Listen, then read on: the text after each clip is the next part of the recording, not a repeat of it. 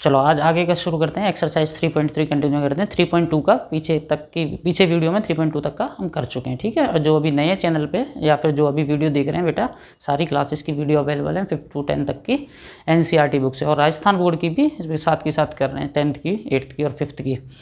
तो चलो अब यहाँ पे 7th क्वेश्चन पे आ गए हम 3.3 एक्सरसाइज में। तो 7th क्वेश्चन में क्या बोला गया है कि HOPE is a parallelogram. HOPE ये पैरेललोग्राम है। अब वही हमें x, y और z की वैल्यू बतानी है। हमें एंगल्स दे रखे हैं कुछ, ये 70, ये 40, और हमें x, y, z बताना है। तो देखो सबसे पहले जो हमें एंगल गिवन होता है, हमें उनको देख के आगे बढ़ना होता है। फिर हमें प्रॉपर्टी भी लिखनी होती है कि हमने कैसे इस एंगल को निकालें। सीधे आंसर नहीं लिखने होते जैसे हम पीछे करते हुए आए। अब देखो हमने पैरेललोग्राम की प्रॉपर्टी पढ़ चुके हैं। तो अब जैसे ये 70 है, तो सबसे पहले ये देखो कि पैरेललोग्राम का इससे अंदर वाला एंगल ये निकल के आ जाएगा। ये वाला एंगल कितना होगा? अब इस एंगल को हम कैसे रीड करेंगे? कुछ बच्चे बोलेंगे ओ नहीं, क्योंकि ओ पे तो इधर भी एंगल है, इधर भी एंगल है, तो हम इसको ऐसे पढ़ेंगे HOP। तो सबसे पहले हम कैसे निकालेंगे एंगल HOP?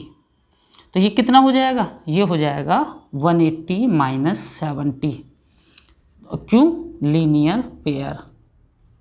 मतलब ये क्या है? ये तो मैंने इसका रीजन लिखा है कि ये और ये मिलके 180 बनाते हैं। तो इधर वाला जो होगा ये 70 है, तो ये वाला कितना होगा?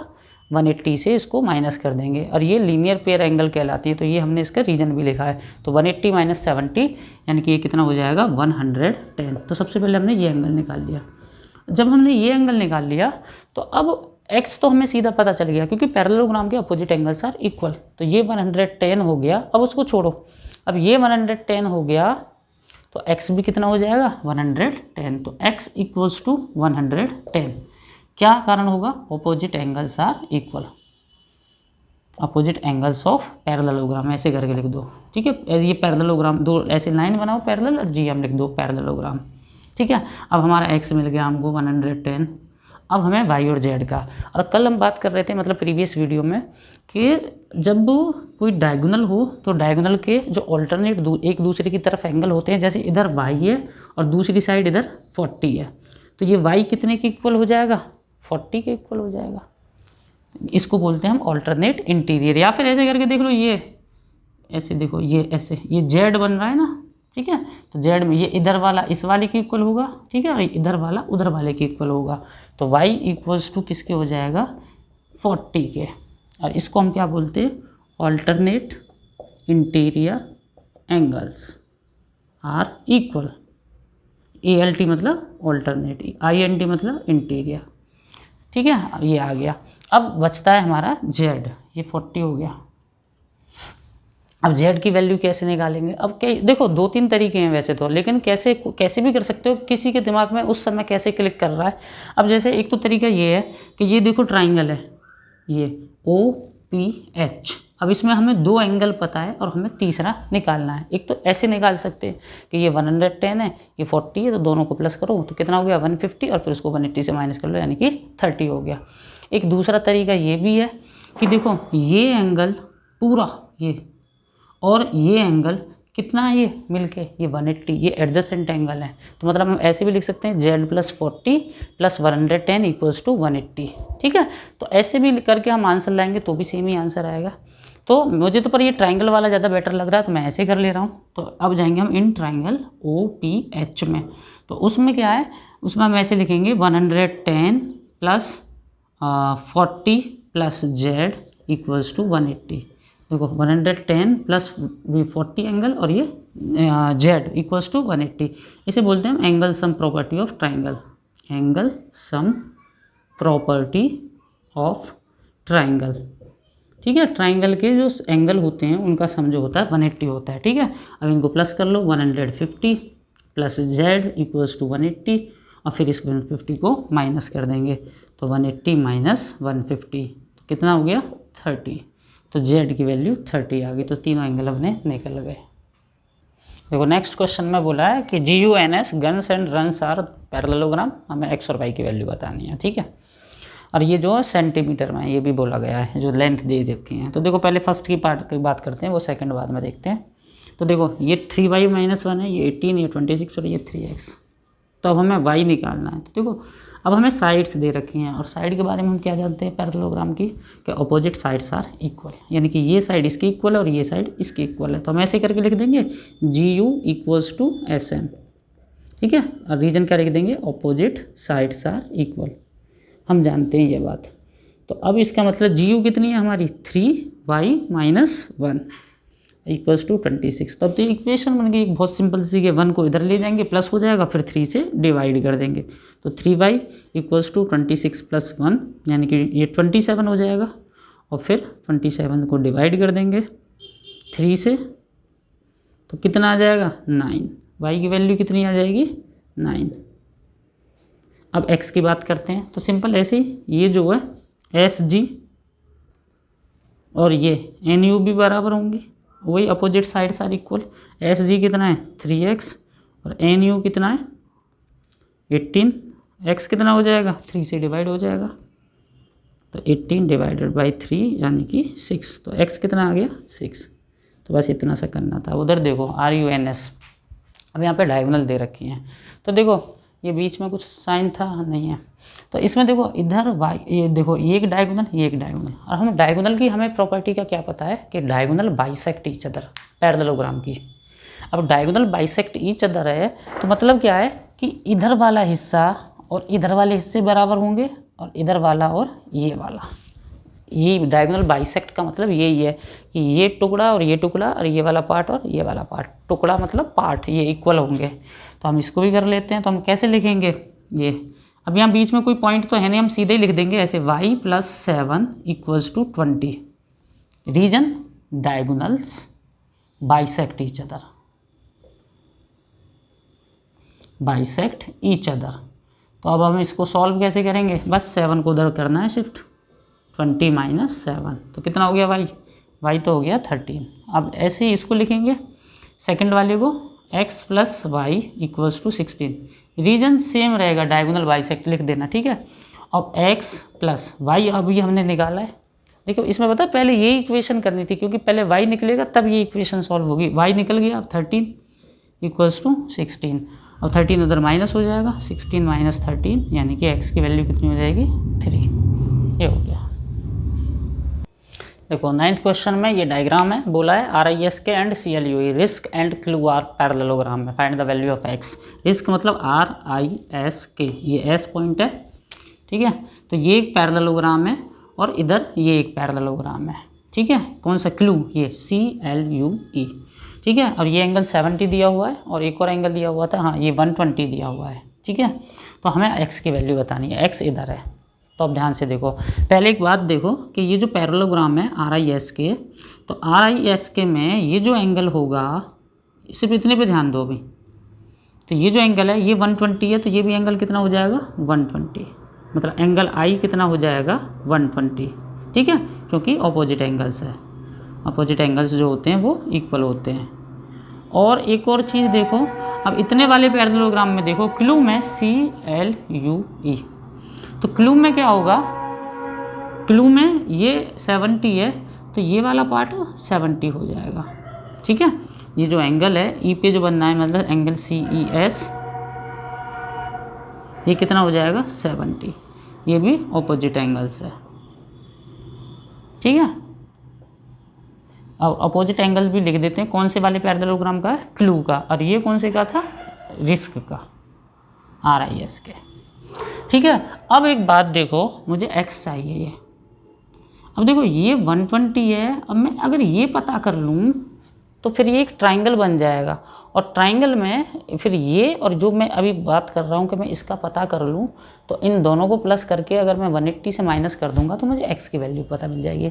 और ये पता करना बहुत आसान है, कैसे, angle I + angle S equals to 180 होगा, क्योंकि ये एडजेसेंट एंगल है।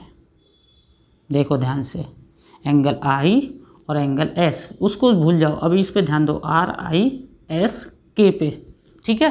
तो ये क्या हो रहा है कि ये जो है एडजेसेंट, मैंने बोला था ना, ये और ये अपोजिट, ये और ये अपोजिट, लेकिन ये और ये एडजेसेंट, ये और ये एडजेसेंट। अब इनका सम 180 होता है, और I का तो मुझे पता है, I कितना है 120, और S कितना है, S का हमें निकालना है, और क्या हो जाएगा S का, तो हम इसको माइनस कर देंगे 180 को, 180 से, 180 माइनस 120, यानी कि ये कितना आ गया 60 डिग्री। ये वाला एंगल कितना हो गया 60 डिग्री। ठीक है, ये अलग अलग है, ये 70 है और वो 60 है। अब देखो, अब ये x बताना है, तो ये जो ट्राइंगल है इसमें जाएंगे हम आराम से। ये 3 एंगल हैं, एक x, एक 70, एक 60।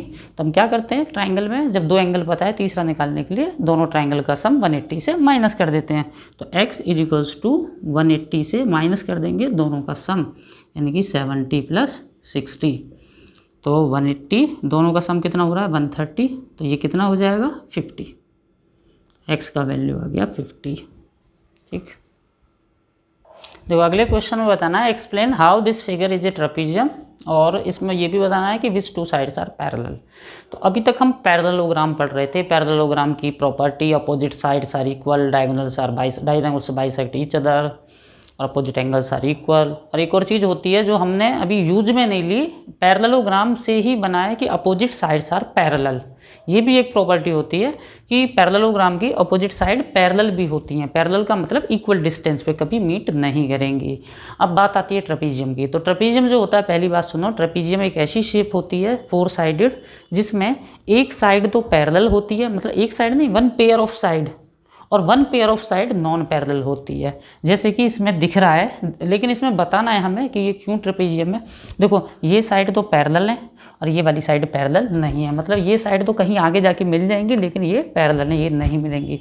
तो ऐसा फिगर, ऐसा 4 साइडेड क्वाड्रिलेटरल जिसके 1 पेयर ऑफ साइड्स जो होती हैं वो पैरेलल होती हैं और 1 पेयर जो होती हैं वो नॉन पैरेलल होती हैं, तो ऐसे क्वाड्रिलेटरल को हम ट्रेपेजियम बोलते हैं। ठीक है, ये पैरेललोग्राम नहीं होता है, ठीक है, ट्रेपेजियम अलग है। अब इसमें इसने यही बोला है कि ये ट्रेपेजियम क्यों है, पहले हमें ये कारण बताना है। तो it is KLMN is a trapezium because, क्यों है trapezium, KLMN is a trapezium, तो हमें कारण लिखना है बिकॉज ऑफ, ये इसका आंसर है, because it has 1 pair of sides, 1 pair of sides are parallel and 1 pair of sides are non parallel। ठीक है, ये इस वजह से ट्रेपेजियम है क्योंकि इसकी एक पेयर तो पैरेलल है और एक पेयर पैरेलल नहीं है। अब मुझे तो ये तो रफ डायग्राम है, हमें इसमें कोई मेजरमेंट करके, तो ये तो हमने ऑब्जर्वेशन से लिख दिया, मतलब देख के कि हाँ ये पैरेलल दिख रही है, ये नॉन पैरेलल दिख रही हैं। लेकिन एक्चुअली में क्या करना है, हमें आंसर तो ये लिखना है, लेकिन हमें क्या करना है, अब इसने पहले एक और पार्ट पूछा है कि कौन कौन सी साइड पैरेलल है, तो ये भी तुम देख के बता सकते हो कि ये और ये पैरेलल है, क्योंकि ये पैरेलल नहीं है। लेकिन सब चीज़ देख के नहीं करनी, ज्योमेट्री है एक तरीके से ये। तो कौन सी साइड पैरेलल होती हैं, ध्यान से सुनो कि जिधर देखो ये एंगल दे रखे हैं 100 और 80, तो ये जो एंगल हैं इनका सम कितना हो रहा है 180। लेकिन अब ऐसे तो पैरेललोग्राम में भी हो रहा था 180, लेकिन पैरेललोग्राम में हर एक एडजेसेंट एंगल का सम, मतलब इधर इधर ऐड करते तो भी 180 होता है, इधर इधर ऐड करते तो भी 180 होता है, इधर इधर ऐड करते। लेकिन यहाँ पे सिर्फ इन दोनों का 180 हो रहा है और एक इन दोनों का 180 हो रहा है। तो जिन दो जहाँ पे 180 हो रहा है, जैसे ये दोनों दिए हुए हैं, तो ये एंगल जो है, मतलब ये वाली साइड पे ये तो कॉमन है, देखो मतलब ये एंगल इस वाली लाइन पे है और ये एंगल इस वाली लाइन पे है, मतलब है तो इस वाली पे भी। लेकिन तो कौन कौन सी, ये वाली साइड और ये वाली साइड पैरेलल होंगी, MN parallel to LK, sorry KL, ये पैरेलल का साइन है। तो मतलब ये 80 इधर और ये 100 इधर, तो ये दोनों मिलके 180 बना रहे हैं। तो ये जो दोनों एंगल है, ध्यान से देखो, ये लाइन तो दोनों पे ही आ रही है ना काम में, एंगल जो बनना है, ये लाइन तो ये एंगल और ये एंगल दोनों इस लाइन पे तो आ ही रहे हैं, लेकिन बाकी कौन सी लाइन है, ये वाली। अब जैसे मान के चलो थोड़ी देर के लिए यहाँ पे होता है ऐसे करके कोई पिक्चर, ऐसे होता 100 और 80, तो अभी पैरेलल कौन सी होती साइड, ये वाली और ये वाली, ठीक है, क्योंकि जो जहाँ पे एंगल बन रहा है ये और ये, तो ये पैरेलल है। तो ऐसे करके हमने रीजन दे दिया कि ये जो है ट्रेपेजियम इसलिए है क्योंकि इसमें एक पेयर जो है साइड का वो पैरेलल है, और कौन सा साइड पैरेलल है, ये वाली और ये वाली, ठीक है, क्योंकि इनका सम 180 हो रहा है, एडजेसेंट एंगल का सम 180 हो रहा है। ये MN पैरेलल टू KL क्यों है, क्योंकि सम ऑफ एडजेसेंट एंगल इज 180, मतलब जहाँ पे एडजेसेंट एंगल का सम 180 होता है वो वाली साइड ही पैरेलल होती है ट्रेपीजियम की। देखो अगला क्वेश्चन है 11th, ये डायग्राम है ABCD, फाइंड M, ये एंगल का साइन है C, मतलब मेजरमेंट ऑफ एंगल C, मतलब एंगल C कितना होगा, ये वाला एंगल बताना है हमें। और इसमें बोल दिया AB पैरेलल टू DC, ये साइड और ये साइड पैरेलल है, मतलब एक साइड पैरेलल है, ये ट्रेपीजियम है। और जो साइड पैरेलल होती हैं, अभी पिछले क्वेश्चन में हमने किया है कि तो वो दोनों एंगल जो बनते हैं उन साइड के ऊपर, उनका सम कितना होता है 180, मतलब एडजेसेंट एंगल का सम कितना होता है 180।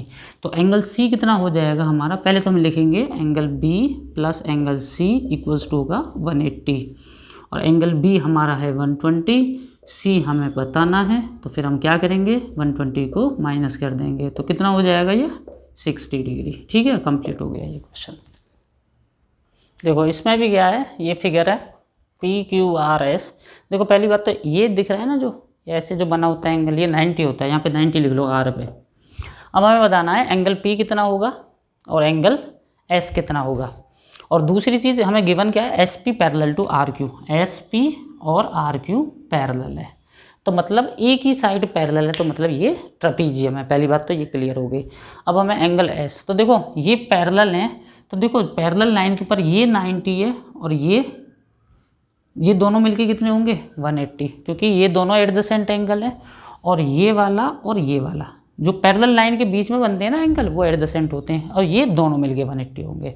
तो बस ये कॉन्सेप्ट लगाना है और हमें आंसर निकाल देंगे। तो हम ऐसे लिखेंगे angle S plus angle R equals to 180।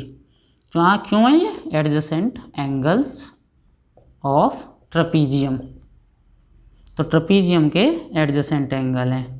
तो क्या हो जाएंगे, एंगल S कितना है हमारा पता नहीं, एंगल R कितना है 90, और ये इक्वल्स टू में 180।